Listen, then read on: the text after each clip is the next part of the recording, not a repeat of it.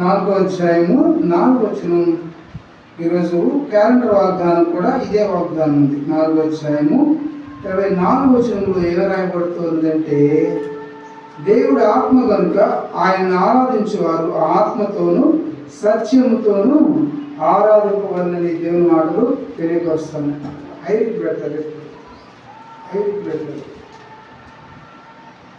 కాబట్టి దేవుని ఆరాధించేవారు ఎలా ఆరాధించారంట? ఆత్మతోనూ సత్యముతోనూ ఆరాధించాలి. దేవుని ఆరాధించేటువంటి వారు ఆత్మతోనూ సత్యంతోనూ ఆరాధింపవలను అని దేవుని వాక్యం ఇంకా ప్రభువుని మనం ప్రార్థన చేసుకుందాం. ప్రభువు నడిపించిన కొలది మనం కొనసాగుతాం. పరిశుద్ధుడైన తండ్రి, ప్రేమ గల ప్రభువా, కృప కలిగిన దేవా, మీకే వేలాది వందనాలు స్తోత్రాలు చెల్లించుకుంటున్నాం. నాయన మీరే ఈ కుడికి కాలిపచ్చి వహించండి. నిలబడిన మీ దాసుని మీ నోటి పూరగా వాడుకుని ప్రభువా నా తండ్రి కావాల్సినటువంటి లేఖన భాగములు అందించండి. నాయన మీరే సహాయం చేయండి ప్రభు. మీరు ప్రభు మాట్లాడితే తప్ప మీరు ఏదైనా అందిస్తే తప్ప నేనేమి కూడా మాట్లాడలే నిస్సహాయ దాసుని మీ ఎదుట ఒప్పుకుంటున్నాను తండ్రి. మీరే సహాయం చేయండి ప్రభా.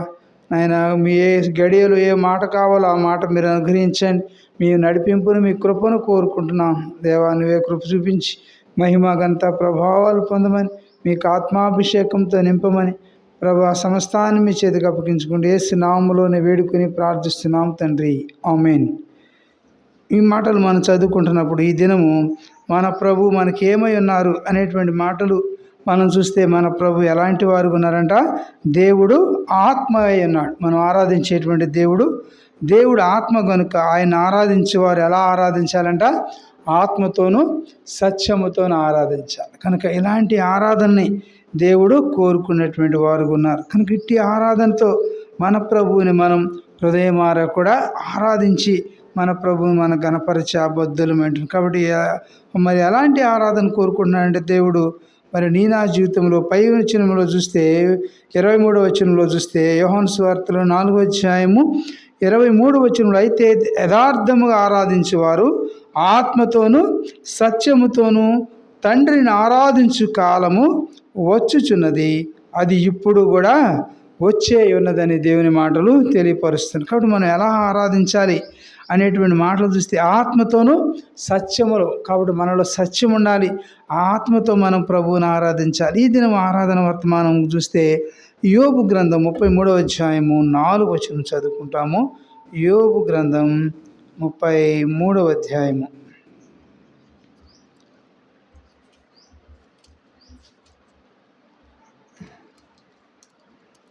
33వ అధ్యాయంలో 4వ వచనం చదువుకుంటాం. 33:4 వచనంలో, దేవుని ఆత్మ నన్ను సృజించను, సర్వశక్తుని యొక్క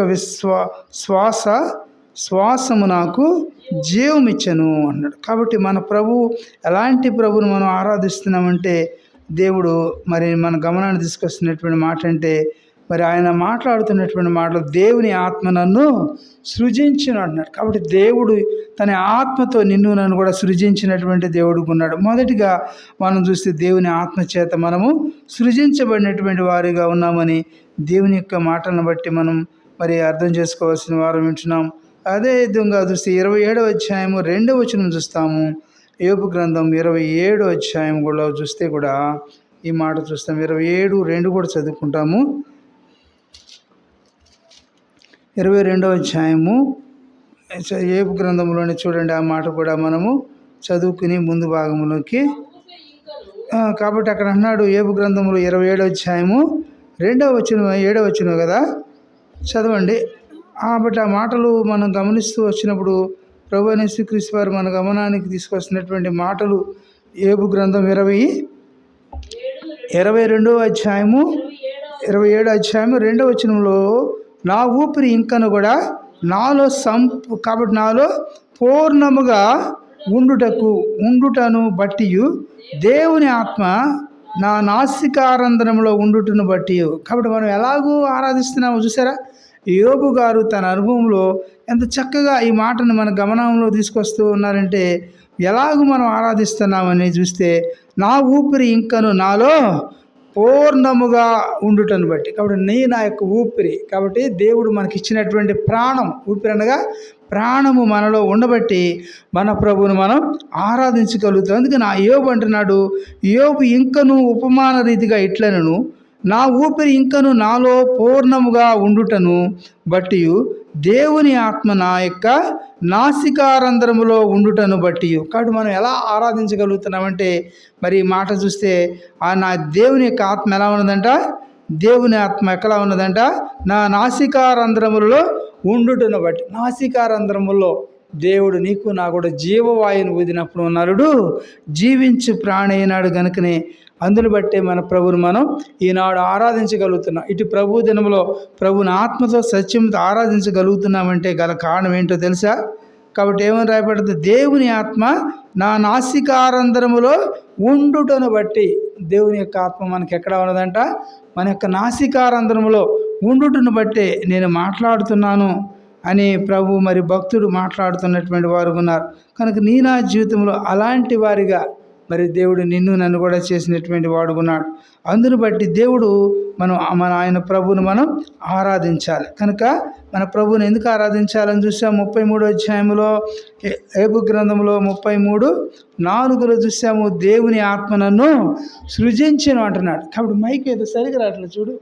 కాబట్టి ఎలా ఉన్నదంటే దేవుని ఆత్మ నన్ను సృజించింది కనుకనే దేవుణ్ణి మనం ఆరాధించగలుగుతున్నాం. ఆత్మతో సత్యముతో మన ప్రభువుని హృదయమారా కూడా ఆరాధించగలుగుతున్నామంటే దేవుని యొక్క ఆత్మ మనలో ఉన్నది, ఆయన యొక్క జీవం మనలో ఉన్నది, ఆయన ఊపిరి మనకి ఇచ్చినాడు కనుకనే అందును బట్టి మన ప్రభువుని మధ్యాహ్న వేళలో హృదయమారా కూడా ఇటు ప్రభు దినమునాడు మనం ఆత్మతో సత్యముతో ప్రభువుని ఆరాధించగలుగుతున్నాం. కాబట్టి మొదటి తలంపుగా చూస్తే మరి మనం ఏం గమనించాలంటే దేవుని ఆత్మ నన్ను సృజించింది, అందును బట్టి ప్రభువు నేను ఆరాధిస్తున్నానని మన ప్రభువుని హృదయమారా కూడా ఆరాధించి మన ప్రభువుని మనం ఘనపరచ మరి బద్ధులమై ఉంటూ ఉన్నాం. కాబట్టి దేవుని ఆత్మ నిన్ను నన్ను కూడా సృజించినటువంటి వాడుకున్నాడు. సృజించినాడంటే నిన్ను నన్ను కూడా నిర్మించినటువంటి వాడుకున్నాడు.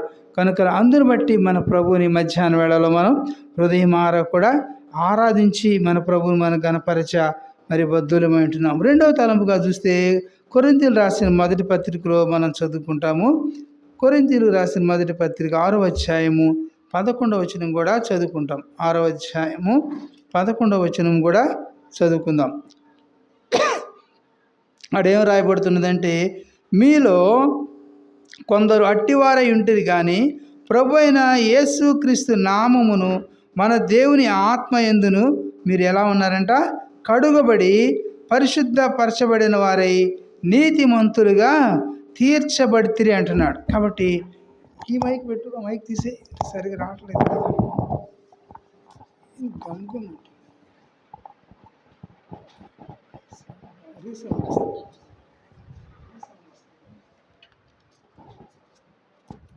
కాబట్టి ఎలాగో మనం ప్రభువుని ఆరాధించాలని అనిపిస్తున్నప్పుడు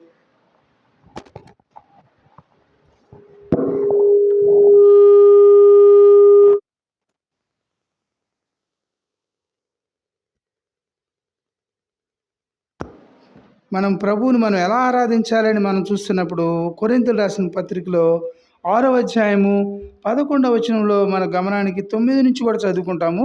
9 నుంచి కూడా చదివితే అక్కడ మరి ఏమని రాయబడుతూ ఉన్నదంటే, మన భాగంలోనికి ప్రభు తీసుకొస్తున్నటువంటి మాటలు మరి కొరింథీయులకు రాసిన మొదటి పత్రికలో మనం చూస్తూ వచ్చినప్పుడు, మీలో కొందరు అట్టివారై ఉంటిరి కానీ ప్రభు అయిన యేసుక్రీస్తు నామమును మన దేవుని ఆత్మ యందును మీరేం చేయబడ్డారంట, కడగబడినటువంటి వారు కొన్నాం. అందును బట్టి మన ప్రభువును మనం ఆరాధించడానికి ఆయన సన్నిధికి వచ్చినటువంటి వారు కొన్నాం. అక్కడ కడగబడినటువంటి వారుగా నీ నా యొక్క పాపమును ప్రభు యేసుక్రీస్తు వారు తన రక్తముతో ఆయన నిన్ను నన్ను కూడా శుద్ధీకరించినాడు, కడిగినాడు కనుకనే మన ప్రభువుని ఈనాడు నా తండ్రి, నా ప్రభువా, నా దేవా అని ఆయన సన్నిధిలోనికి వచ్చి ఆయన మందిరంలోకి వచ్చి మన ప్రభువును మనం ఆరాధించగలుగుతూ ఉన్నాం. కనుక ఈ రెండవ తలంపుగా మన గమనాన్ని తీసుకురాబడినటువంటి మాట మనం గమనించినప్పుడు ఈ 11వ వచనంలో చూస్తే, మీలో మరి ఎలా ఉన్నారంట, మీలో కొందరు అట్టివారై ఉంటిరి కానీ ప్రభు అయిన యేసుక్రీస్తు నామమును మన దేవుని ఆత్మ యందును మీరు ఏం చేయబడ్డారంట? కడుగబడి. ఎలా ఉంటామంట మనం? కడుగబడి పరిశుద్ధపరచబడ్డాం. ఒకప్పుడు నీవు నేను కూడా కడగబడలేదు, వాక్యము చేత కడగబడలేదు, ప్రభు యొక్క రక్తంతో కడగబడలేదు, పరిశుద్ధపరచబడలేదు. అయితే ప్రభు అయిన యేసుక్రీస్తు వారు ఆయన ఆత్మ యందు నిన్ను నన్ను కూడా ఆయన కడిగినటువంటి వాడుకున్నాడు. అందును బట్టి మన ప్రభువును మనం ఆరాధించబద్ధులమైంటున్నాం. కాబట్టి అట్టి వారిలో ఆయన అంటున్నాడు, యేసుక్రీస్తు నామమును మన దేవుని ఆత్మ యందును మీరు ఏం చేయబడ్డారంట? కడుగబడి. రెండవది, పరిశుద్ధపరచబడిన వారై నీతిమంతులుగా తీర్చబడ్డారు. కాబట్టి ఎంత ఎంత ప్రయాసపడాల్సి వచ్చింది చూసావా? దేవుడు నిన్ను నన్ను కూడా మరి కడిగి ఆయన నిన్ను నన్ను కూడా పరిశుద్ధపరచబట్టే నేను ఈనాడు ప్రభువుని ఆరాధించగలుగుతున్నాం, ప్రభువుని స్తుతించగలుగుతున్నాం. నీతిమంతుడుగా నీతిమంతురాలుగా నిన్ను నన్ను కూడా తీర్చినటువంటి మన ప్రభు అయిన యేసుక్రీస్తు వారిని మనం ఈ మధ్యాహ్న వేళలో హృదయమారా కూడా ఆరాధించి మన ప్రభువుని మన గణపరచ మరి బద్ధులమై ఉంటున్నాం. కాబట్టి ఎందుకు మన ప్రభువుని ఆరాధించాలంటే, రెండవ తలంపులో దేవుడు నిన్ను నన్ను కూడా మరి ఆయన ఏం చేస్తూ వచ్చాడంటే, ఆయన తన యొక్క మన దేవుని ఆత్మ యందు మీరు ఏం చేయబడ్డారు? కడగబడ్డాం. కాబట్టి మన ప్రభువుని ఆరాధిస్తాం. కడగబడకపోతే నీవు నేను కూడా ఆరాధించటానికి అర్హులము కాదు. కాబట్టి దేవుని యొక్క రక్తము చేత నీవు నేను కూడా కడగబడి విమోచించబడినాం కనుకనే ఈనాడు మన ప్రభువుని మనం ఆరాధించడానికి, ఆయన స్తుతించడానికి, ఆయన సన్నిధిలో చేరినటువంటి వారుగా ఉంటున్నాం. అందును బట్టి మన ప్రభువును మనం ఆరాధించాలి. ఎందుకంటే కడగబడి మరి పరిశుద్ధపరచబడి వారి నీతిమంతులుగా మరి ఏం చేయబడ్డారంట? తీర్చబడితరి. కాబట్టి నిన్ను నన్ను కూడా మన ప్రభు నీతిమంతుడిగా నీతిమంతురాలుగా తీర్చినాడు. కాబట్టి నీలో అందుకని అంటాడు, నీతియే లేని మానీచ బ్రతుకులు నీ యందు స్థిరమాయను అంటాడు. కాబట్టి ఒకప్పుడు నీతి లేదు. కాబట్టి మనలో ఎలాంటి నీతి లేనప్పుడు దేవుడు నిన్ను నన్ను కూడా ఒక నీతిమంతుడిగా చేశాడు, ఒక నీతిమంతురాలుగా నిన్ను నన్ను కూడా తీర్చిదిద్దినాడు. అందును బట్టే మన ప్రభువును మనం ఆరాధించాలి. రెండవ తలంపులో మనం ఏం చూస్తున్నామంటే, దేవుని యొక్క ఆత్మ వల్ల నేను సృజించబడ్డాన్ని మొదటగా చూసాము. రెండవ తలంపుగా చూస్తే, దేవుని యొక్క ఆత్మ చేత నేను కడగబడ్డాను, పరిశుద్ధపరచబడి నీతిమంతురాలుగా తీర్చబడ్డాను. అందును బట్టి మన ప్రభువును మనం ఆరాధించాలి. కాబట్టి ఆరాధన తలంపులు మన హృదయంలో ఉంచుకున్న ఏవేవో మనం ఆరాధించడం కాదు, కానీ చెప్పబడినటువంటి లేఖన భాగములు మన హృదయంలో ఉంచుకుని మన ప్రభువుని మన హృదయమారా కూడా ఆరాధించి అట్టి ఆరాధన దేవుడు మరి కోరుకుంటున్నాడు. ఎందుకంటే దేవుడు ఆత్మ కనుక తను ఆరాధించేవారు ఆత్మతోనూ సత్యముతోనూ ప్రభువుని ఆరాధించాలని దేవుడు కోరుకుంటున్నాడు. మూడో తలంపుగా చూస్తే రోమాపత్రికలో చూస్తాము. 8వ అధ్యాయము 30వ వచనం చదువుకుంటాం. రోమాపత్రిక 8వ అధ్యాయము 30వ వచనం కూడా చదువుకుంటే అక్కడ రాయబడినటువంటి మాటలు మనం చదువుకుంటాం కదా. మరియు కాబట్టి ఎవరిని ముందు నిర్ణయించెనో వారిని పిలిచెను, ఎవరిని పిలిచెనో వారిని నీతిమంతులుగా తీర్చెను, ఎవరిని నీతిమంతులుగా తీర్చెనో వారిని మహిమపరిచాడు. కాబట్టి దేవుడు నిన్ను నన్ను కూడా ఏం చేస్తూ వచ్చారా ఏం చూస్తే, మరియు ఎవరిని ముందుగా నిర్ణయించినాడు. కాబట్టి ప్రభువైన యేసుక్రీస్తు వారు నిన్ను నన్ను కూడా ఆయన ముందుగానే నిర్ణయించుకున్నాడు. నా కుమారుడు నువ్వు నాకు కావాలి, నా కుమార్తె నువ్వు నాకు కావాలి అని ప్రభువైన యేసుక్రీస్తు వారు ముందుగానే పిలుచుకున్నాడు. దేవుని యొక్క ఏర్పాటులో నీవు నేను కూడా ఉండమంటే మరి దేవుడిని మనం ఆరాధించగలుగుతున్నాం, ఆయన స్తుతించగలుగుతున్నామంటే దేవుని యొక్క దయా సంకల్పమే ఇది. అందుని బట్టి మన ప్రభువును మనం ఆరాధించాలి. అందుకని మరియు ఎవరిని ముందుగా నిర్ణయించిన వారిని ఏం చేశాడంట? పిలిచినాడు. దేవుడు నిన్ను నన్ను కూడా తల్లి గర్భములో రూపింపక మునిపే ప్రభు ఎరిగినటువంటి దేవుడు, ఆయన పిలిచినటువంటి గొప్ప దేవుడు ఉంటున్నాడు. అందుని బట్టి మన ప్రభువును మనం ఆరాధించాలి. అలాగే ఎవరిని పిలిచిన వారిని ఏం చేస్తూ వచ్చాడంట? వారిని ఏం చేశాడు? పిలిచినటువంటి వాడిని నీతిమంతుడిగా నీతిమంతురాలుగా తీర్చినాడు. అందుని బట్టి మన ప్రభువు నిజంగా ఆరాధించాలి. అవును ప్రభు, పిలవడం మాత్రమే కాదు, కానీ పిలిచి కొంతమంది ఏం చేస్తారంట? అన్నం పెడతామంటారు, పెట్టరు. ఏదైనా సహాయం చేస్తామంటారు, సహాయం చేయలేరు. అయితే మన ప్రభు అలాంటి వాడు కాదు సుమ. మన ప్రభు ఎందరైతే ముందుగా ఎరిగినాడో వారందరినీ కూడా ముందే పిలిచినాడు. పిలిచినటువంటి వారిని ఏం చేశాడంట? ఆయన నీతిమంతులుగా తీర్చినాడు. కాబట్టి అందుని బట్టి మన ప్రభువుని మనం ఆరాధించాలి. నీకు నీతిమంతుడిగా నీతిమంతురాలుగా నిన్ను నన్ను కూడా ఈ లోకంలో ఆయన బాప్తీసం ద్వారా నిన్ను నన్ను కూడా కడిగినటువంటి వాడుగా నీతిమంతుడిగా చేసినటువంటి దేవుడు ఉంటున్నాడు. అందును బట్టి మన ప్రభువును మనం ఆరాధించాలి. అందుకని ఆయన అంటున్నాడు, నీతిమంతులుగా మరి తీర్చిన వారిని ఏం చేశాడంట? మూడవదిగా మహిమపరిచాడు. వారిని ఏం చేస్తూ వచ్చాడంట? వారిని మహిమపరిచినాడు. ఎంత గొప్ప ధన్యతనిచ్చాడు, ఎంత గొప్ప ఆధిక్యతని దేవుడు మనకు అనుగ్రహించాడు ఒకసారి గమనించండి. కాబట్టి దేవుడు ముందుగా ఏం చేశాడంట? మరి ఆ మాటలు ఒకసారి నాతో కలిసి చెప్పండి. ఆయన ముందుగా మనల్ని ఏం చేశాడంట? ఏం చేస్తూ వచ్చారు? ఆ మాట చదివితే, ముందుగా మనల్ని నిర్ణయించినాడు, రెండవది పిలిచినాడు, మూడవది ఎవరిని పిలిచిన వారిని ఏం చేస్తూ వచ్చాడు? నీతిమంతులుగా తీర్చినాడు, నాలుగవదిగా ఎవరిని నీతిమంతులుగా తీర్చిన వారిని ఏం చేస్తూ వచ్చారంట? మహిమపరుస్తూ వచ్చాడు. ఎంత గొప్ప కార్యాన్ని క్రమక్రమంగా దేవుడు మరి వృద్ధిపరుస్తూ వచ్చినటువంటి వాడుకుంటున్నాడు. అందును బట్టి మన ప్రభుని మధ్యాహ్న వేళలో హృదయమారా కూడా మన ప్రభువుని మనం ఆరాధించి మన ప్రభువుని మనం ఘనపరచ మరి బద్ధులమై ఉన్నాం. కాబట్టి అలాగే మనం చూస్తూ వచ్చినప్పుడు మరి అక్కడ కూడా అంటాడు కదా, తెస్సలోనికీయులకు రాసిన పత్రికలో, 2వ తెస్సలోనికీయులకు రాసిన పత్రికలో ఈ మాట కూడా మనకి అవసరాన్ని బట్టి మనం చదువుకుంటాము. మరి అపోస్తలుడైన పౌలు గారు తెస్సలోనికీయులకు రాసిన 2వ పత్రిక 2వ అధ్యాయము 13వ వచనం, 2వ అధ్యాయము 13వ వచనంలో చూస్తే అక్కడ చెబుతున్నటువంటి మాటను మనం గమనిస్తూ మరి వచ్చినప్పుడు ప్రభువైన యేసుక్రీస్తు వారు తెస్సలోనికీయులకు రాసిన 2వ పత్రికలో చదవండి, 2వ అధ్యాయము 13వ వాక్యంలో, ప్రభు వల్ల ప్రేమింపబడిన సహోదరులారా, ఆత్మ మిమ్మును పరిశుద్ధపరచుట వలన మీరు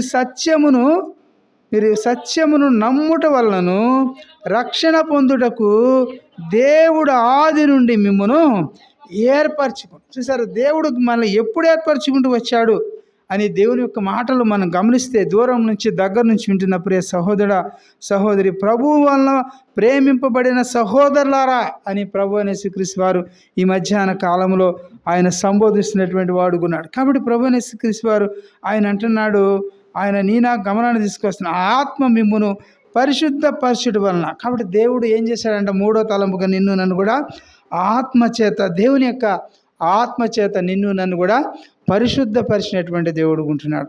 అందును బట్టి మన ప్రభువును మనం ఈ మధ్యాహ్న వేళలో హృదయమారా కూడా ఆరాధించాలి. ప్రభువా, నన్ను కూడా నువ్వు పరిశుద్ధపరిచినావు కనుకనే ఈనాడు నిన్ను ఆరాధించేటువంటి కృపను నాకు ఇచ్చినావు. అంత మాత్రమే కాకుండా అంటున్నాడు, ఆత్మ వలన పరచుట వలనను మీరు సత్యమును ఏం చేశారంట? రెండవదిగా మీరు సత్యమును నమ్ముట వలన.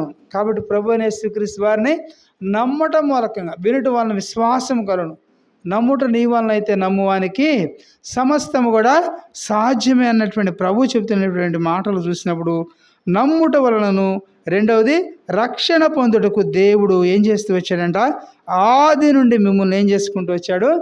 ఏర్పరిచినాడు. కాబట్టి దేవుడు నీ యొక్క అనాది కాల సంకల్పంలో ఉండమట్టే దేవుడు నిన్ను నన్ను కూడా రక్షణ పొందేటువంటి వారిగా, రక్షించబడేటువంటి వారిగా నిన్ను నన్ను కూడా తీర్చిదిద్దినటువంటి కారణాన్ని బట్టి మన ప్రభువుని మధ్యాహ్న వేళలో మన హృదయమారా కూడా ఆరాధించాలి. కాబట్టి ఆత్మ మిమ్మల్ని పరిశుద్ధపరచడం ద్వారా దేవుడు నిన్ను నన్ను కూడా రక్షించిన. ఒకప్పుడు నేను కూడా మన ఆత్మలో మన హృదయంలో అనేకమైనటువంటి చెడ్డ తలంపులు కలిగి ఉన్నాం. అయితే ఈ దేవుడు నిన్ను నన్ను కూడా ఆత్మ మిమ్మల్ని పరచుట వలన, ఆత్మ మిమ్మల్ని ఏం చేస్తూ వచ్చిందంట? పరిశుద్ధపరిచాడు. దేవుని యొక్క ఆత్మ మనలో ఉంచి నా యొక్క ఆత్మని పరిశుద్ధపరిచినాడు. ఏది మంచిది, ఏది చెడ్డ, ఏది కీడు, ఏది నష్టము అనేటువంటిది దేవుడు మన గమనాగమనంలోనికి ఆయన తీసుకొచ్చి మన ఆత్మను ఏం చేశాడంట? పరిశుద్ధపరచడం మూలకంగా రక్షణ పొందుటకు ఆది నుండి కూడా మిమ్మల్ని నేను ఏం చేస్తూ వచ్చానంట? ఏర్పరచుకొనను కనుక మేము మిమ్మల్ని బట్టి ఎల్లప్పుడూ కూడా దేవునికి ఏం చేస్తూ వచ్చామంట? కృతజ్ఞతాస్తుతులు చెల్లింప బద్ధులమై ఉన్నాము. ఎందుకు మనం కృతజ్ఞతాస్తుతులు బద్ధులమై ఉన్నామంటే, ఇంత క్రియ దేవుడు మన ఎడల జరిగించినటువంటి కారణం చేత మరి దేవుని మనం ఆరాధించడానికి ఇంత కారణాన్ని దేవుడు నీకు నాకు కూడా ఆయన చేసినటువంటి వాడుకున్నాడు. ఏంటంటే ఆ కారణము, మరి ఏం చేస్తామంట? మీరు సత్యమును నమ్మటం వలన, సత్యమును మనం నమ్మటం మూలకంగా, రెండవది ఏం చేస్తూ వచ్చాడంట? రక్షణ పొందుటకు దేవుడు ఏం చేస్తూ వచ్చాడని చూసాము. ఆది నుండి కూడా మిమ్మల్ని ఏర్పరచుకున్నాం. కాబట్టి ఈ మాటలు మీకు పదే పదే ఎందుకు చెప్తున్నానంటే, ఒకసారి మీకు అర్థం కాకపోతే రెండవ పర్యాయమైన దూరం నుంచి దగ్గర నుంచి ఉండేటువంటి వారికి అర్థమవు లాగున మరి ఈ మాటలు పదే పదే మీకు చెప్పడం జరుగుతూ ఉన్నది. కాబట్టి ఆది నుండి కూడా మిమ్మల్ని ఏం చేస్తూ వచ్చానంట, ఏర్పరచుకొనెను అంటున్నాడు. కాబట్టి దేవుడు నిన్ను నన్ను కూడా ఏర్పరచుకున్న గనుక, అక్కడ అంటున్నాడు, ఏమంటున్నాడు, ఏర్పరచుకున్న గనుక ఏం చేయబడుతూ వచ్చింది, అక్కడ మేము మిమ్మును బట్టి ఎల్లప్పుడూ కూడా దేనికి ఏం చేస్తున్నాము, కృతజ్ఞతాస్తుతులు చెల్లించ బద్ధులమై ఉన్నాం. అక్కడ ప్రతి వారం కూడా మన ప్రభువును మనం హృదయపూర్వకంగా మరి ఆరాధించి కృతజ్ఞతాస్తుతులు ఎందుకు చెల్లిస్తున్నామో తెలిసిందా? కాబట్టి విన్నారు కనుక ప్రభు యేసుక్రీస్తు వారు నిన్ను నన్ను కూడా ఆత్మచేత పరిశుద్ధపరచబడటం మూలకంగానే మన ప్రభువుని మరి నాయన, తండ్రి, అబ్బా అని మన ప్రభువుని ఆరాధించగలుగుతున్నాం. అనేక సమయాలు అనేకులకు లేదు కానీ ఆరాధన దేవుడు నీకు నా కూడా అనుగ్రహించినాడు. ఎంత గొప్ప భాగ్యమును, ఆరాధించే సమయంను దేవుడు మనకి ఇచ్చినాడు. అందుని బట్టి మన ప్రభువుని మనం ఆరాధించి మన ప్రభువుని మనం ఘనపరచ బద్ధులమైన. అలాగే తెసలోనికి రాసిన మొదటి పత్రిక పక్కనే ఉంటుంది. తెసలోనికి రాసిన మొదటి పత్రిక 4వ అధ్యాయము 3వ వచనం కూడా చదువుకుంటాం. 4వ అధ్యాయము 3వ వచనం అక్కడ చదువుతున్నప్పుడు, మీరు పరిశుద్ధులగుటే అనగా మీరు జారత్వమునకు దూరంగా ఉండుటే దేవుని చిత్తం అంటున్నాడు. కాబట్టి మీరు పరిశుద్ధులగుటే దేవుని చిత్తమైన. కాబట్టి నీవు నేను కూడా మరి అట్టి విధంగా అన్యాయస్తులుగా అక్రమాలుగా నేను కూడా ఉండటం దేవుని చిత్తం కాదు. కనుక దేవుడు ఏం చేస్తూ వచ్చారు అని మనం చూస్తే, మీరు పరిశుద్ధులు అగుటయే. కాబట్టి దేవుని యొక్క చిత్తం ఏంటంటే నిన్ను నన్ను కూడా పరిశుద్ధులుగా చేయాలని, నిర్దోషులుగా చేయాలని దేవుడు కోరుకున్నటువంటి వాడుకున్నాడు. కనుకనే ఆయన అంటున్నాడు, పరిశుద్ధులగుటయే అనగా మీరు జారత్వమునకు దూరముగా నుండుటయే దేవుని చిత్తము. మన ఎడల దేవుని చిత్తాన్ని జరిగించినటువంటి వాడుకుంటున్నాడండి. అందును బట్టి మన ప్రభుని మధ్యాహ్న వేళలో హృదయమార కూడా ఆరాధించాలి. అందుకని 7వ వచనం చదువుకుంటాం. ఇదే తెసలోనికి రాసిన పత్రిక 4వ అధ్యాయము 7వ వాక్యంలో మనం గమనించినప్పుడు, పరిశుద్ధులగుటికే దేవుడు మనల్ని పిలిచెను కానీ అపవిత్రులుగా ఉండుటకు పిలవలే. కాబట్టి చదువుతున్నారా మీకు పరిశుద్ధ భాగములో మరి దేవుడు మాట్లాడుతున్నటువంటి మాటలు మీరు కూడా చూసి నమ్మినప్పుడు, పరిశుద్ధులగుటికే దేవుడు మనను పిలిచెను. అందరు బట్టి మనం ఆరాధించాలి. అవును ప్రభువా, నేను కూడా పరిశుద్ధంగా, అందుకని దేవుడు ఏమన్నాడు, నేను పరిశుద్ధుడినై ఉన్నాను కనుక మీరు కూడా పరిశుద్ధంగా ఉండండి అని ప్రభు యేసుక్రీస్తు వారు కోరుకున్న కారణం చేతనే దేవుడు అంటున్నాడు, పరిశుద్ధులగుటకే దేవుడు మనలను పిలిచినాడు. అందుని బట్టి మన ప్రభువుని ఆరాధించాలి. అవును ప్రభువా, నన్ను పరిశుద్ధులు అవటకానికే నన్ను పిలిచినావు, నీ సహవాసమునకు నాయన, నీ సన్నిధికి, నీ మందిరమునకు నన్ను పిలిచినావు. అందుని బట్టి నీకు వందనాలు, స్తోత్రాలని మన ప్రభుని మధ్యాహ్న వేళలో హృదయమార కూడా ఆరాధించి మన ప్రభువుని మనం ఘనపరచ బద్ధులమైంటున్నాం. అలాగే 3వ వచనం కూడా చదువుకున్నాం కదా. పేతురు రాసిన మొదటి పత్రికలోనే మొదటి అధ్యాయంలో కొన్ని మాటలు చూస్తాం. మొదటి అధ్యాయంలో కొన్ని మాటలు మనం గమనిస్తూ వచ్చినప్పుడు, ప్రభు యేసుక్రీస్తు వారు మన గమనానికి తీసుకొస్తున్నటువంటి మాటలు, సందర్భాలు మనం గమనిస్తూ వచ్చినప్పుడు మొదటి అధ్యాయము 14 నుంచి చదువుకుంటాం. కాబట్టి అక్కడ మనకు కావలసినటువంటి వాక్యమును మరి దేవుని యొక్క మాటలు, లేఖనములు మనం ఆధారం చేసుకుని చదవాలి. కనుకనే మీకు లేఖనాలను నేను మరి స్పష్టంగా చూపించే మరి ప్రయత్నం చేస్తున్నాను. మొదటి అధ్యాయము 14వ వచనం నుంచి ఏం రాయబడుతున్నది చదవండి. నేను పరిశుద్ధుడై ఉన్నాను గనుక మీరును కూడా పరిశుద్ధులై ఉండుడని రాయబడి ఉన్నది.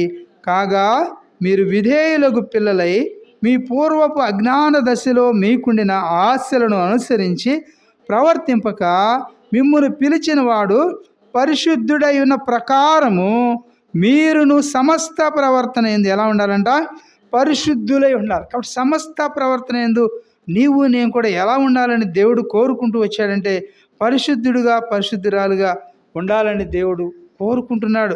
అందుని బట్టే మన ప్రభువును మనం ఈ మధ్యాహ్న వేళలో ఆరాధించాలని, ఆయన స్తుతించాలని, ఆయన ఘనపరచాలని నేను కూడా ఆయన సన్నిధికి చేరినటువంటి వారు ఉన్నాం. అనేకులకి ఈ భాగ్యం లేదు, అనేకులకి ధన్యత లేదు, ఈ అవకాశం లేదు. కానీ అనేకులు పిలువబడలేదు, కానీ దేవుడు అనేకులు పరిశుద్ధపరచబడలేదు. కానీ దేవుడు నిన్ను నన్నే దేవుడు పరిశుద్ధపరిచినాడు. అందుని బట్టి మన ప్రభువుని మనం ఆరాధిస్తాం. మన ప్రభువుని ప్రతి ఆదివారం కూడా ప్రభువు యొక్క సన్నిధికి వెళ్ళి ప్రభువుని ఆరాధించాలి. వర్షిప్ అనగా దేవుడిని మనం ఆరాధించే బద్ధులమంటున్నాం. ఎందుకు ఆరాధించాలంటే దేవుడు ఏమంటున్నాడు, నేను పరిశుద్ధుడై ఉన్నాను కనుక మీరు కూడా ఎలా ఉండాలి, పరిశుద్ధులై ఉండండి, పరిశుద్ధంగా ఉండండి, అపవిత్రులు ఉండమాకండి అని అక్కడ అంటున్నాడు కదా. కింద భాగంలో కూడా మనం చదువుకుంటూ వచ్చినప్పుడు ఏముంటూ ఉన్నాడు, కాగా అంటున్నాడు. కాబట్టి ఆ కింద భాగంలో మరి 16 వచ్చిన చివరి భాగంలో కాగా మీరు విధేయులకు పిల్లలై, మనం ఎలా ఉండాలంట, దేవునికి విధేయులకు పిల్లలకు ఉండాలి కానీ దేవునికి అవిధేయులైనటువంటి వారిగా మనం ఉండకూడదు. అలాగే మన బిడ్డలు కూడా మనకు విధేయులుగా ఉండాలని మనం కోరుకుంటాం కానీ అవిధేయురాలుగా ఉండాలని ఎవరు కూడా ఆకాంక్షించరు. కాబట్టి దేవుడు కూడా ఏం కోరుకున్నాడంటే నీ నుంచి నా నుంచి కూడా మీరు ఎలా ఉండాలని దేవుడు కోరుకుంటూ వచ్చాడంటే కాగా అంటున్నాడు. కాగా మీరు విధేయులకు పిల్లలై మీ పూర్వపు అజ్ఞాన దశలో మీకుండిన ఆశలను అనుసరించి ప్రవర్తించమాకండి. మీరు ప్రభువుని ఎరగక మునుపు మరి కలిగి ఉన్నటువంటి అజ్ఞాన దశ అంటే మరి దేవుని ఎరగనటువంటి దశలో, మరి లోకములో పాపములో ఉన్నటువంటి దశలో మరి ఉన్నారేమో. అయితే మీకు ఉండినటువంటి ఆశలను అనుసరించి ప్రవర్తింపక అని రాయబడుతుంది. ప్రాముఖ్యమైనటువంటి తలంపు ఏంటంట, ప్రవర్తించమాకండి. పూర్వపు అజ్ఞాన దశలో మరి ఉండినటువంటి ఆశలను అనుసరించి ప్రవర్తింపక ఏమంటున్నాడు, మిమ్మును పిలిచినవాడు. ఎవరిని పిలిచినవాడు, మిమ్ములను పిలిచినటువంటి దేవుడు, నమ్మదగినటువంటి దేవుడు. ఆయన చెప్తున్నటువంటి మాటలు ఏంటంటే మిమ్ములను పిలిచినటువంటి దేవుడు ఎలాంటి దేవుడు అంట, పరిశుద్ధుడై ఉన్న ప్రకారము. మనల్ని పిలిచినటువంటి దేవుడు పరిశుద్ధుడు, జన్మ పాపము లేనటువంటి వాడు, కర్మ పాపము లేనటువంటి వాడు. నాలో పాపం ఉన్నదని మీలో ఎవరైనా స్థాపింపగలరా అని చెప్పినటువంటి దేవుడు మరి ఈ మధ్యాహ్న వేళలో నా గమనంలో తీసుకొస్తున్నటువంటి మాటలు మనం ఒకసారి గమనించినప్పుడు మిమ్ములను పిలిచినటువంటి దేవుడు ఎలాంటి దేవుడు అంట, పరిశుద్ధుడైన ప్రకారము మీరు కూడా. రెండవది ప్రభు నీకు నాకు కూడా చెప్తున్నటువంటి మాట ఏమిటంటే మీరును అంటున్నాడు. ఎవరంట, మీరును ఎలా ఉండాలి, సమస్త ప్రవర్తన యందు పరిశుద్ధులై ఉండాలి. సమస్త ప్రవర్తన యందు, నా జీవితంలో సమస్త ప్రవర్తన. కాబట్టి నా ప్రవర్తనలో మనం ఏ విధంగా ఉన్నది, మన ప్రవర్తన పరిశుద్ధంగా ఉన్నదా, అపవిత్రంగా ఉన్నదా, ప్రభువుకి అవమానం తీసుకొచ్చేదిగా ఉన్నదా, అపకీర్తి తీసుకొచ్చేదిగా ఉన్నదా, నా నోటి మాటలు, మన ప్రవర్తన. కాబట్టి మనల్ని మనం మరి దేవుడు పరిశీలించుకోవాలని కూడా దేవుడు మిమ్మల్ని పిలిచినటువంటి దేవుడు పరిశుద్ధుడై ఉన్న ప్రకారము మీరు కూడా సమస్త ప్రవర్తన ఏంది ఎలా ఉండాలంట, పరిశుద్ధులై ఉండండి అని ప్రభు కోరుకుంటున్నాడు. నువ్వు ఇంకేదో నాకేదో తీసుకొచ్చి ఇవ్వు, నిన్నేదో మరి దేవుడు నన్ను కూడా ఏం అడగటం లేదు, కానీ పరిశుద్ధంగా జీవించు, పవిత్రంగా జీవించు, నిర్దోషంగా జీవించు, నిష్కల్మషంగా జీవించడానికి ప్రయత్నం చెయ్యి అని దేవుడు కోరుకుంటున్నాడు. ఎందుకు కోరుకుంటున్నాడు చెప్పండి, నేను పరిశుద్ధుడిని అన్నాను కనుక మీరు కూడా పరిశుద్ధంగా ఉండండి. కాబట్టి మన ఈ భాగంలో మనం చూస్తున్నప్పుడు మన పిల్లలు ఏం చేస్తున్నారు, తండ్రి కానిస్టేబుల్ అయితే వారి కొడుకు కూడా పోలీసు ఉద్యోగం చేస్తున్నాడు. అలాగే తండ్రి ఇంకా ఉపాధ్యాయుడైతే పిల్లలు కూడా ఉపాధ్యాయులే అవుతున్నారు. అలాగే తండ్రి మరి ఏదైనా దైవ సేవకుడు అయితే పిల్లలు కూడా దైవ సేవకులోకి వెళ్ళిపోతున్నారు కదా. ఇవన్నీ కూడా మనం చూస్తున్నాం. అయితే ప్రభు ఏం కోరుకుంటున్నాడంటే ఆయన పరిశుద్ధులై ఉండని కోరుకుంటున్నాడు. కాబట్టి ఆయనలో ఉన్నటువంటి గొప్ప విశేషం ఏంటో తెలుసా, నేను పరిశుద్ధులై ఉన్నాను కనుక మీరు కూడా పరిశుద్ధులై ఉండాలి. ఎక్కడ పరిశుద్ధులై ఉండాలంట, సమస్త ప్రవర్తన యందు నేను కూడా పరిశుద్ధులై ఉండండి అని ఈ 2025 సంవత్సరంలో ప్రవేశించినటువంటి నిన్ను నన్ను కూడా ఈ 2వ మాసంలో ప్రభు యేసుక్రీస్తు వారు కోరుకుంటున్నాడు. మన మధ్య మరి మన మీద ఒక మాసం అంతా కూడా గడిచిపోయింది. 31 దినాలు, జనవరి మాసం కొన్నటువంటి 31 దినాలు మరి మీద దొరికిపోయినాయి. మరి 2వ మాసంలో మరి 2వ తారీఖులో మనం వచ్చినటువంటి వారు ఉన్నాం. కాబట్టి దేవుడు నన్ను కూడా పరిశుద్ధపరిచినటువంటి దేవుడు ఉన్నాడు. ఎలా పరిశుద్ధపరిచినాడు ఏంటో వచ్చామంటే ఆత్మ మిమ్మల్ని పరిశుద్ధపరిచిన అంటున్నాడు. దేవుని యొక్క ఆత్మ నన్ను కూడా పరిశుద్ధపరిచింది కనుక ఇట్టి ప్రభువుని మన హృదయమారా కూడా ఆరాధించాలి. మన ప్రభువుని మనం ఘనపరిచే బద్ధులమేంటారు. అంతేనా చూస్తే 143వ సంకీర్తనలో కూడా కొన్ని మాటలు మీ గమనాన్ని తీసుకొస్తాను. 143వ సంకీర్తన మరి మనం సంపూర్తిగా ఆరాధన వర్తమానం వినలేకపోతా ఉన్నాము. సమయాన్ని మనం సద్వినియోగపరచుకోలేకపోతున్నాం. మనం త్వరగా రాలేకపోతా ఉన్నాము. ఆలస్యంగా ప్రారంభిస్తూ ఉన్నాము. కనుక మరి 143వ సంకీర్తన 10వ వచనం చదువుకుంటే ఇక్కడ భాగంలో ప్రభువైన యేసుక్రీస్తు వారు అంటున్నారు, నీ దేవుడైన నీవే నా దేవుడవు, నీ చిత్తానుసారముగా ప్రవర్తించుట నాకు నేర్పుము, దయగల నీ ఆత్మ సమభూమి గల ప్రదేశములందు నన్ను నడిపించును అన్నాడు. కాబట్టి 4వ తలంపుగా దేవుడు ఏం చేస్తున్నాడంటే నిన్ను నన్ను కూడా మరి నీతిమంతులుగా తీర్చినటువంటి దేవుడు, ఆయన యొక్క దేవుని యొక్క దయ వలన, దేవుని దయగల ఆత్మ మన మీద ఏం చేయాలంట, సమభూమి గల ప్రదేశంలో నన్ను నడిపించినటువంటి దేవుడుగా ఉంటున్నాడు, నడిపించేటువంటి దేవుడుగా ఉంటున్నాడు. అందుకని నీవే నా దేవుడు అంటున్నాడు. దావీదు ఏమంటున్నాడు, నీవే నా దేవుడు ప్రభువా, అందుకనే నీ చిత్తానుసారంగా ప్రవర్తించుట నాకు నేర్పమంటున్నాడు. కాబట్టి నీవే నా దేవుడు కనుక నీ చిత్తానుసారంగా ప్రవర్తించుట నాకు నేర్పించు ప్రభువా. నాది నా ఇష్టమేమి కాదు, నీ చిత్త ప్రకారమే నేను ఏ విధంగా రాజ్య పరిపాలన చేయాలో నీ జ్ఞానం దయచేయి ప్రభువా అని దావీదు అడుగుతున్నాడు. అంటున్నాడు, దయగల నీ ఆత్మను సమభూమి గల ప్రదేశమునందు నన్ను ఏం చేయమంటున్నాడు, నడిపించు ప్రభువా. నాయన నీ యొక్క దయగల ఆత్మతో నన్ను మంచి ప్రదేశంలోనికి నీ యొక్క మరి ఎట్ట నడిపించమంటున్నాడు, సమభూమి గల ప్రదేశమందు నన్ను నడిపించు ప్రభా. సమభూమి కలిగినటువంటి మంచి ప్రదేశంలోనికి దేవా నన్ను కూడా నడిపించి ప్రభా నాకు కృప చూపించి ప్రభా అని దావీదు ఆయన కోరుకుంటున్నాడు. అలాగే నీవు నేను కూడా మరి ఏం ప్రార్థన చేయాలంటే, నీ ఆత్మ సమభూమి గల ప్రదేశంలందు ఉన్నట్లుగా నన్ను కూడా నడిపించి ప్రభా అని దావీదు అడిగిన విధంగా మనం కూడా దేవుణ్ణి అడిగి మన ప్రభువుని మనం ఆరాధించబద్ధులమైంటున్నాం. కాబట్టి మరి ఒక మాట కాడ చూస్తే సమభూమి గల ప్రదేశంలో నన్ను నడిపించు అని ప్రభు మరి నిన్ను నన్ను కూడా ఆయన నడిపించేటువంటి దేవుడు ఉంటున్నాడు. అందుని బట్టి మన ప్రభువుని మనం ఆరాధిస్తాం. అంతే నేను చూస్తే రోమాపత్రికలో 8వ అధ్యాయంలో మరి 14 వచనం చూస్తాం. 8, 14 వచనంలో కూడా మనకి కావలసినటువంటి మాటను మనం గమనిస్తామండి. రోమాపత్రిక 8వ అధ్యాయము 14 వచనంలో ఏం రాయబడుతూ ఉన్నదంటే, అక్కడ చూస్తే దేవుని ఆత్మచేత ఎందరూ నడిపింపబడిదరో వారందరూ కూడా ఎలా ఉంటారంట, దేవుని కుమారులై ఉంటారు, దేవుని కుమార్తెలై ఉంటారు. కాబట్టి దేవుడు అంటున్నాడు, మరి ఆయన అంటున్నాడు, దావీదు ఏమన్నాడు, నా దేవుడవు నీవే ప్రభువా కనుక నీ చిత్తానుసారంగా నన్ను నడిపించు, మరి దయగల సమభూమిలో నన్ను నడిపించు అని నన్ను అడిగినటువంటి దావీదు మరి ఇక్కడ అపోస్తలుడైన పౌలు గారు ఏమంటున్నారంటే రోమాపత్రికలో, దేవుని ఆత్మ చేత ఎందరూ నడిపింపబడిదరు.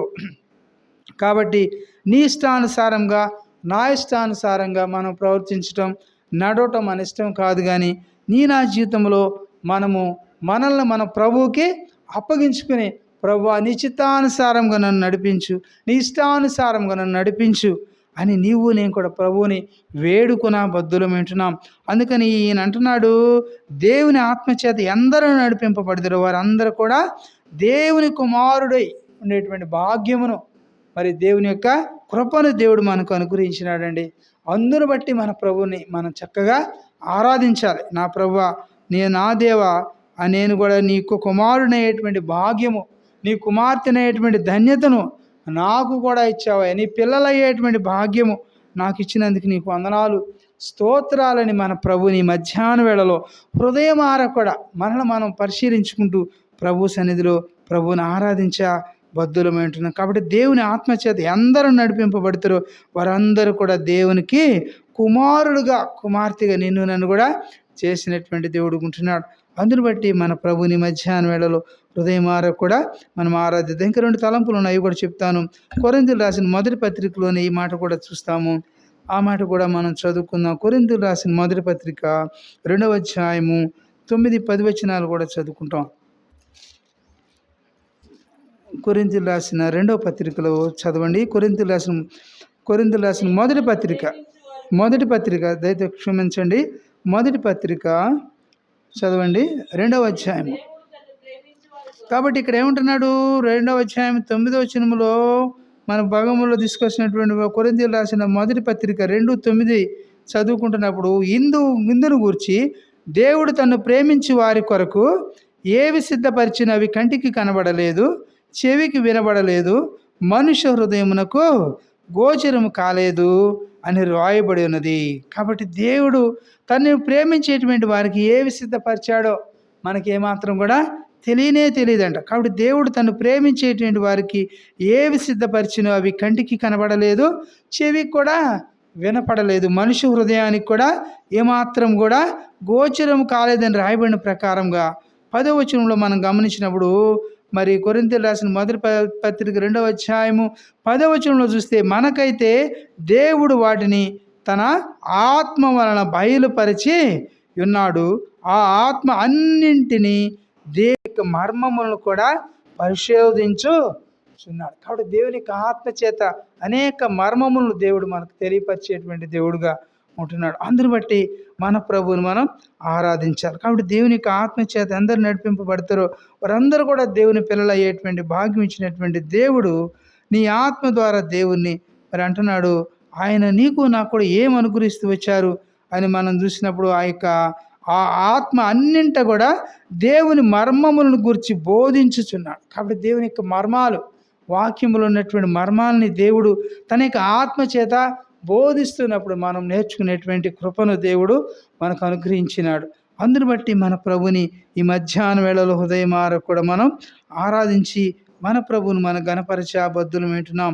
చివరిగా చూస్తాము ఎఫెసీయులకు రాసిన పత్రికలో మొదటి అధ్యాయము, ఎఫెసీయులకు రాసిన పత్రిక అపోస్తలుడైన పౌలు గారు ఎఫెసీ సంఘానికి రాసినటువంటి పత్రికలో మొదటి అధ్యాయము 14వ వచనం, ఎఫెసీయులకు రాసిన పత్రిక మొదటి అధ్యాయము 14వ వచనంలో మనం గమనించినప్పుడు, దేవుని మహిమకు కీర్తి కలుగుటకై ఆయన సంపాదించుకొనిన ప్రజలకు విమోచనము కలుగు నిమిత్తము ఈ ఆత్మ మన స్వాస్యమునకు సంచకరుగా ఉన్నాడండి. అందును బట్టి మనం ఆరాధించాలి. కాబట్టి దేవుని ఆత్మ మనకు ఎలా ఉన్నాడంట, ఈ ఆత్మ మనకు ఆత్మకి ఎలా ఉన్నదంట, స్వాస్యమునకు సంచకరుగా మన దేవుడు ఉన్నాడు. అందును బట్టి మన ప్రభువుని మనం ఆరాధించి మన ప్రభువుని మనం ఘనపరచాలి. కాబట్టి ఈ మాటని మరొక పర్యాయం మన హృదయాలకు మనం అన్వయించుకుంటూ చదువుకుంటే, దేవుని మహిమకు కీర్తి కలుగుటకే, ఎవరికి కీర్తి కలగటానికంట, దేవుని యొక్క మహిమకు కీర్తి కలుగుటకే ఆయన సంపాదించుకున్న ప్రజలకు. కాబట్టి దేవుడు నిన్ను నన్ను కూడా విలువ పెట్టి సంపాదించుకున్నాడు. ఆయన యొక్క రక్తము కార్చి ఆయన నిన్ను నన్ను కూడా విమోచించినాడు. అందును బట్టి మన ప్రభువుని మనం ఆరాధించాలి. అందుకని ఆయన చెప్తున్నటువంటి మాట, ఆయన సంపాదించుకున్న ప్రజలకు విమోచనము కలుగు నిమిత్తం. కాబట్టి నీకు నాకు కూడా విమోచనమును, విడుదలను కలుగు చేయు నిమిత్తము ఏం చేయబడుతున్నది, ఈ ఆత్మ మనకు ఎలా ఉన్నదంట, మన ఆత్మకు మన స్వాస్యమునకు కూడా సంచకరువుగా ఉన్నాడు. అందును బట్టి మన ప్రభువుని మనం ఆరాధించి మన ప్రభువుని మన గణపరచ మరి బద్దులమైనటు. కాబట్టి సంచకరువుగా మనకిచ్చినటువంటి ప్రభువుని మనం ఆరాధించకుండా స్తుతించకుండా ఉండగలుగుతామా? కాబట్టి అట్టి ప్రభువుని మన హృదయమారా కూడా ఆరాధించి, నా జీవితంలో నాకు సంచకరువుగా, నాకు స్వాస్యముగా సంచకరువుని ఇచ్చినావు, అందును బట్టి నీకు వందనాలు, స్తోత్రాలు ప్రభు అని మన ప్రభువుని ఈ మధ్యాహ్న వేళలో హృదయమార కూడా మనం ఆరాధించి మన ప్రభువుని మనం గణపరచుదాం. అటు విధంగా కొంత సమయం మనం ఆరాధనలో గడుపుదాం. ఆరాధించండి. చెప్పబడిన లేఖన భాగములు ఆధారం చేసుకుని దేవుని ఆత్మ మనం సృజించినని విన్నాము, దేవుని ఆత్మ మిమ్మల్ని పరిశుద్ధపరిచినని విన్నాము, దేవుని ఆత్మ చేత మనం నీతిమంతులుగా తీర్చబడినామన్నాం అని విన్నాము. అలాగే దేవుని యొక్క ఆత్మ దయగల సమభూమిలో ఆయన నిన్ను నన్ను కూడా నడిపించేటువంటి దేవుడు ఉన్నాడని ఆరాధించాలి. కాబట్టి దేవుని యొక్క ఆత్మ చేత అందరు నడిపింపబడతారో వారు దేవుని కుమారులై ఉంటారని దేవుడు మన గమనాన్ని తీసుకొచ్చాడు. 7వ తలంపుగా ఈ ఆత్మ స్వాస్యమునకు దేవుడు నీకు నాకు కూడా సంచకరువుగా ఉన్నటువంటి దేవుడిని మనం ఈ మధ్యాహ్నం వేళలో హృదయమార కూడా ఆరాధించి మన ప్రభువుని మనం గణపరచుదాం.